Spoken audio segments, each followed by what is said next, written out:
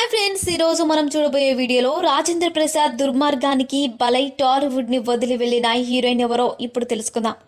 నందమూరి తారక రామారావు గారిని స్ఫూర్తిగా తీసుకొని సినిమాలో అడుగుపెట్టిన రాజేంద్ర ప్రసాద్ గారు కామెడీ హీరోగా మంచి పేరును సంపాదించుకున్నారు. అలాగే రాజేంద్ర ప్రసాద్ గారు తన సినీ కెరియర్లో మొత్తం అన్ని భాషలతో కలిపి 200 సినిమాలలో నటించారు.